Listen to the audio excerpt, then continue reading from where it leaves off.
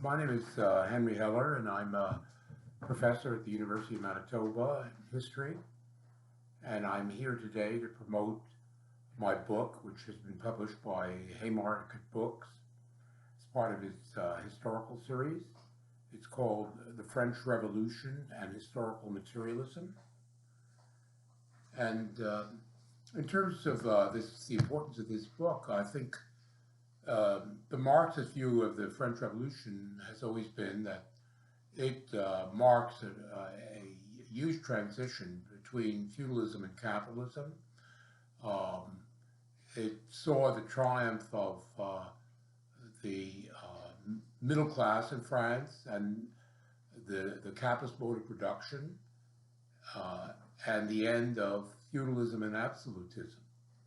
And this view, which was Marxist view, was greatly developed by the historians in France during the first part of the 20th century.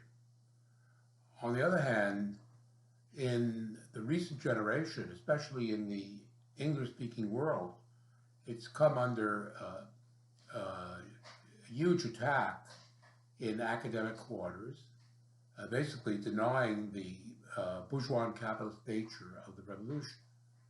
And my book is an attempt to restore the Marxist view. And I would say that in terms of making my argument, I make three essential points. In the first place, I demonstrate from the sources that there is a continuous line of development of capitalism in France from the 16th century right down to the revolution in 1789. And so that therefore you are looking at a capitalist revolution. Uh, the second point that I make is that contrary to the views of certain revisionists who claim that the bourgeoisie in the revolution had no understanding of themselves as a class, as a new class which was replacing the feudal class. In fact, there was a high degree of consciousness of that the middle class, the bourgeoisie, had taken power, especially among the elites who controlled the government and who controlled the economy. And that furthermore, that the new system was in fact capitalism in contrast to feudalism. The third and last point that I make in this book is that, contrary again to the revisionists, who basically claim that although the financiers and bankers were important prior to the revolution and during the revolution, that these bankers were essentially parasitic. They were really not interested in productive investment. They had no sense of capitalist productivity, and therefore that the revolution was not a capitalist revolution.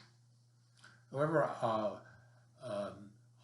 while admitting that point, I argue that it's precisely during the revolution and as a result of the attitudes of the mass of the people who wanted work and a higher standard of living, and the aspiring manufacturing and craft element in society, there was, on the one hand, disgust at the parasitism of the bankers, and on the other hand, a desire to change this by forcing them to make productive investments.